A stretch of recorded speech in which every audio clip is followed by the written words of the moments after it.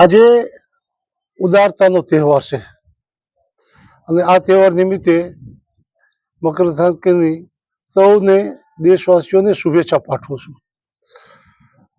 આજે ગાયોને ઘાસ રાખવાથી માંડીને પશુ પંખીને પતંગ ચગાવવામાં કોઈ જાતની હાનિ ન થાય એની સાવધાની પતંગવીરોએ રાખવી જોઈએ. આજે ઉદારતા સાથે સૌને કલ્યાણકારી વિચારો સાથેની કામગીરી થાય એની પ્રાર્થના સૌએ કરવી જોઈએ અને એવો વ્યવહાર પણ કરવો જોઈએ.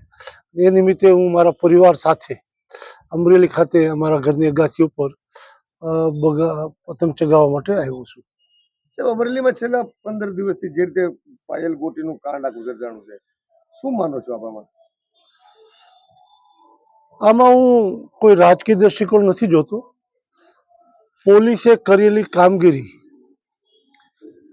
ઓવર કામગીરી, જેમણે કાયદાનું સત્તાનું પાલન કરવાનું હોય એ કાયદાનો દુરુપયોગ કરીને પાયલનું સરઘસ કાઢવું, પાયલના આક્ષેપ મુજબ એને માર મારવું અને ગુનાને અનુસંધાને સમગ્ર કેસમાં એવી કલમો લગાવવી કે જે લાંબા સમયની સજા થતી હોય. મને લાગે છે કે આ વધારે પડતું છે અને સરકારે એની ઉચ્ચ તપાસ સોંપી છે દિલીપ રાયને. મને વિશ્વાસ છે કે મૂળ કેસમાં માત્ર પાયલમાં જ નહીં, જે રીતની કલમો લાગી છે એ અંગે ચકાસે અને જાહેર હિતમાં જાહેર લોકોને વિશ્વાસ બેસે કે પોલીસ પોતાની ઓવર કામગીરીના કારણે સરકારને બદનામ થાય એવા પગલાઓ લઈ રહ્યા છે. ત્યારે સરકાર પણ સાવધાનીપૂર્વક આવા ઓવર પગલાં લેનારની સામે કડકાઈથી કાર્યવાહી કરે.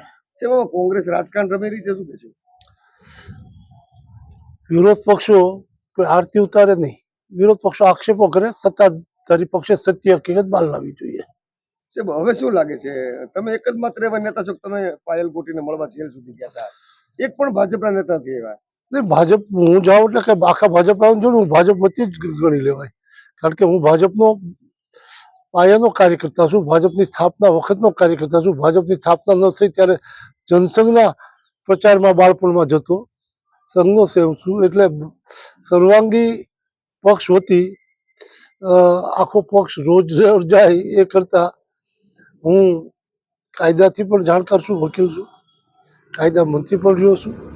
એટલે જેલમાં પણ એના નીતિ નિયમોને પાળીને જવું જોઈએ, એમ પાળીને ગયો છું. પત્રમાં સત્યતા કેટલી છે, શું માનો છો આપ? એ તો તપાસમાં જે આવશે ત્યારે ખ્યાલ આવશે.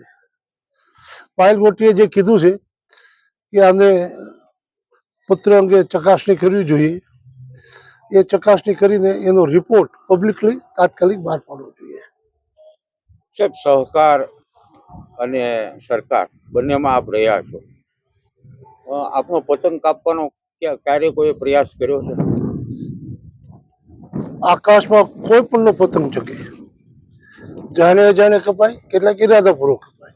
આ બધા જ અનુભવો છે અને એવા અનુભવોમાં શરૂઆતમાં તો નીચે પતંગ હોય ત્યાં સુધી કોઈ એવો પ્રયાસ ન થાય, જ્યારે ઊંચે ચગે ત્યારે એવા પ્રયાસો થતા હોય છે. સદભાગ્યે જ્યારે વધારે ઊંચે ચગે ત્યારે ક્યારેક આપવાનું હોય તો નરેન્દ્રભાઈના માર્ગદર્શનમાં એની મદદથી પતંગ સ્થિર રહ્યો છે. ક્યારેક